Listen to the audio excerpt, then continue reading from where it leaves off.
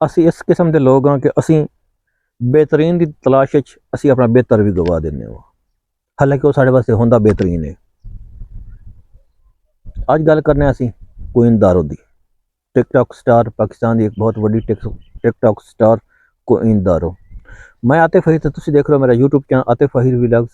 अल्हम्दुलिल्लाह मैं खैर खैर नाल और उम्मीद करना कि सारे दोस्त भी खैर खैर नाल होंगे। व्लॉग शुरू करने तो पहले जिन्होंने लोगों मेरा चैनल सब्सक्राइब नहीं था सब्सक्राइब कर लें, शेयर कर लें, कमेंट करें, ताकि जी वीडियो बनाना थोड़े तक पहुँचती रहे। बहुत मेहरबानी। कुइन दारो पाकिस्तान टिकटॉक के एक नाम रखती है, बहुत बड़ा नाम है। कुइन दारो ने टिकटॉक की दुनिया एंट्री मारी और उसने जिमें कहते हैं कि तहलका मचा दिता। हर दी वो फेवरेट आई, हर बंदे दी फेवरेट हो किवें असीं तुहानूं दस्सने अगे चल के कि खुश लिबास, खुश शक्ल, खुश इखलाक, हर गुण उस दे विच और हैन। कुइन दारो हर एक बंदे दी फेवरेट आई, जिहड़ा टिकटॉक तो रिलेटेड आ, यूट्यूब तो रिलेटेड आ, जिहड़ा वेखदा टिकटॉक नूं। टिकटॉक एक ऐसी ऐप है जिथे फेम बहुत जल्द मिल जाता और किन्ना लोगन काफ़ी अरसा तो फेम नहीं मिलिया। कुइन दारो उन्हां दे विच एक ऐसी लड़की है जिन्होंने फेम दे नाल अल्लाह पाक ने सारा कुछ दिता हा।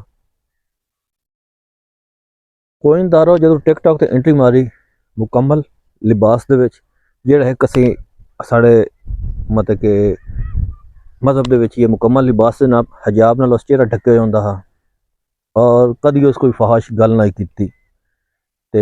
अल्लाह पाक ने उसनूं बड़ा कुछ नवाजे हुआ हा।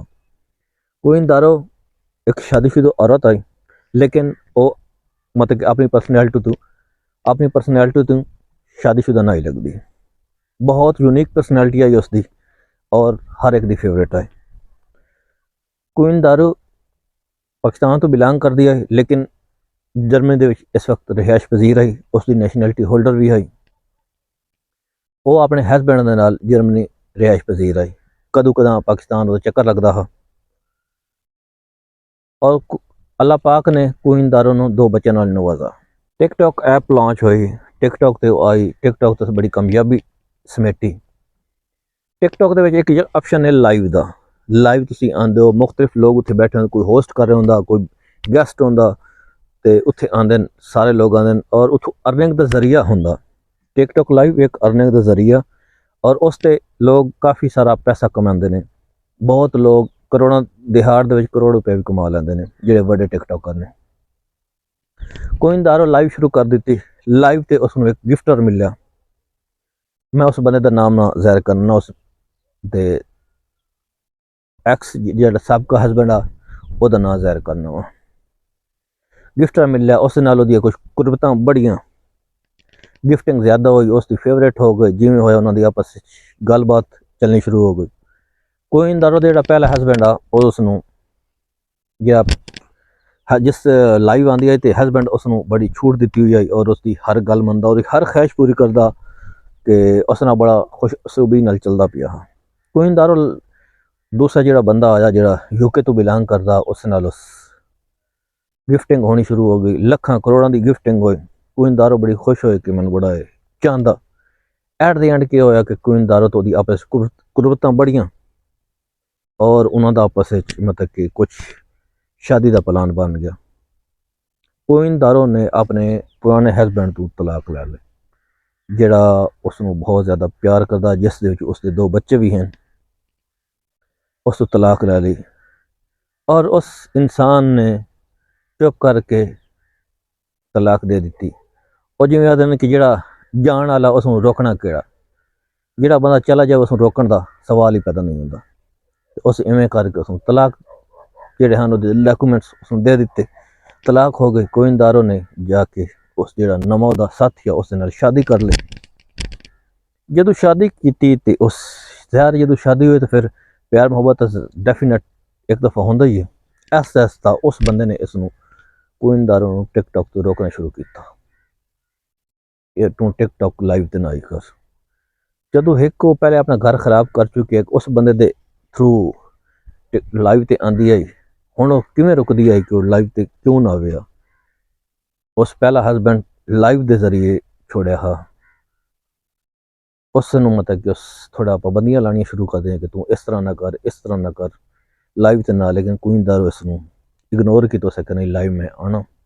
ਐਟ ਦੀ ਐਂਡ ਕੀ ਹੋਇਆ ਕਿ ਉਸ ਬੰਦੇ ਨੇ ਵੀ ਕੁਇਨਦਾਰ ਨੂੰ ਡਾਈਵੋਰਸ ਯਾਨੀ ਤਲਾਕ ਦੇ ਦਿੱਤੀ। ਬਹੁਤ ਦੁੱਖ ਆ ਜਦੋਂ ਤਲਾਕ ਹੁੰਦੀ ਨਾ ਤੇ ਆਦਨ ਕਿ ਅਰਸ਼ ਹਲਦਾ, ਔਰ ਇਹ ਬਹੁਤ ਹੀ ਸਾਡੇ ਮਜ਼ਹਬ ਦੇ ਵਿੱਚ ਤੇ ਗਲਤ ਗੱਲ ਹੈ, ਘਟੀਆ ਗੱਲ ਹੈ। ਤਲਾਕ ਨਹੀਂ ਹੋਣੀ ਚਾਹੀਦੀ। ਸਾਡੇ ਮਜ਼ਹਬ ਦੇ ਵਿੱਚ ਕਦੇ ਵੀ ਤਲਾਕ ਨੂੰ ਪਸੰਦ ਨਹੀਂ ਕੀਤਾ ਜਾ, ਕਿੱਥੇ ਇਹਦਾ ਕੋਈ ਹਵਾਲਾ ਨਹੀਂ ਮਿਲਦਾ ਤਲਾਕ ਜਿਹੜਾ ਪਸੰਦ ਕਰਨ ਦਾ।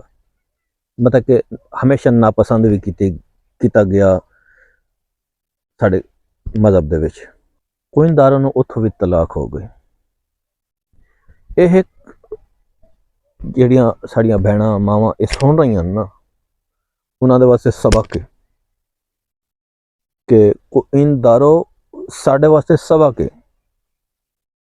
ਕੁਇਨਦਾरों को पैसा हा, इज्जत हाई, दौलत हाई, शोहरत हाई, नाम हा, हुसन हा, सारा कुछ हा।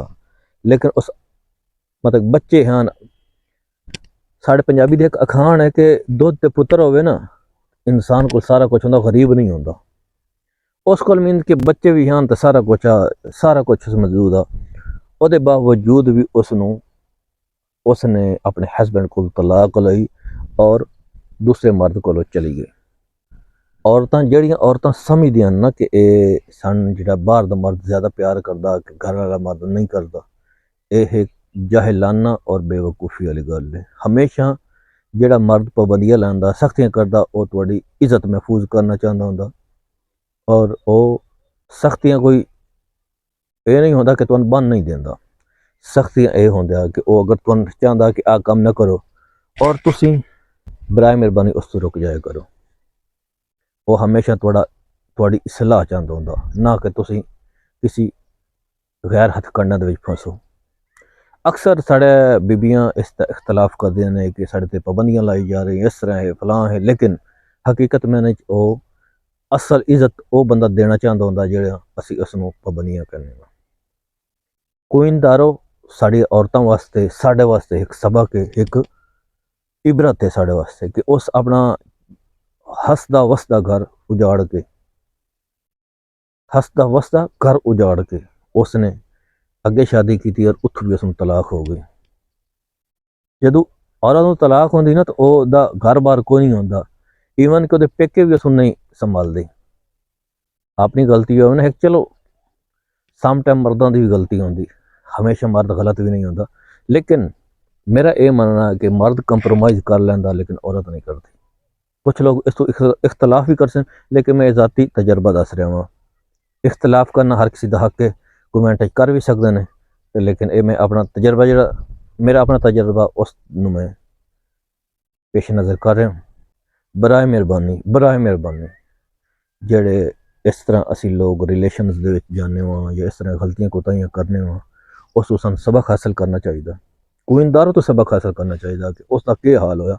ਉਸ ਕੋਲ ਸਾਰਾ ਚੀਜ਼ ਮੌਜੂਦ ਆਈ, ਉਹਦੇ ਬਾਵਜੂਦ ਉਸਨੇ ਉੱਥੋਂ ਤਲਾਕ ਲਈ ਅੱਗੇ ਗਈ ਔਰ ਉਸ ਲੜਕੇ ਨੇ ਉਸਨੂੰ ਛੋੜ ਦਿੱਤਾ।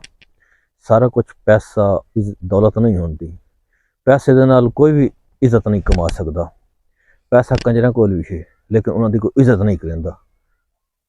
ਠੀਕ ਹੈ, ਸਿਰਫ ਜਦੋਂ ਨੱਚਦਾ ਪਿਆ ਦਾ ਉਸ ਤੇ ਪੈਸੇ ਗਾਏ ਜਾਂਦੇ, ਅਦਰਵਾਈਜ਼ ਉਸਨੂੰ ਅਗਲੇ ਹਕਾਰਾ ਦੀ ਨਜ਼ਰ ਨਾਲ ਲਿਖਦੇ ਨੇ। ਜਿਹੜਾ ਕੰਜਰ ਹੁੰਦਾ ਨਾ, ਤੇ ਇਸ ਵਜ੍ਹਾ ਤੋਂ ਸਭ ਲੋਕ ਦੋਸਤ ਵੀਰਾ ਜਿਤਨੇ ਵੀ ਸਾਡੇ ਹਨ, ਸਾਡੀਆਂ ਮਾਵਾਂ ਭੈਣਾਂ ਦੇਖ ਰਹੀਆਂ ਨੇ, ਇਸ ਤੋਂ ਇਸਲਾਹ ਕਰੋ, ਸੋਚੋ ਸਮਝੋ ਕਿ ਜਿਹੜਾ ਤੁਹਾਨੂੰ ਤੁਹਾਡੇ ਤੇ ਸਖਤੀ ਕਰਦਾ ਪਿਆ ਉਸ ਨੂੰ ਦਿਲ ਨਾਲ ਕਬੂਲ ਕਰੋ।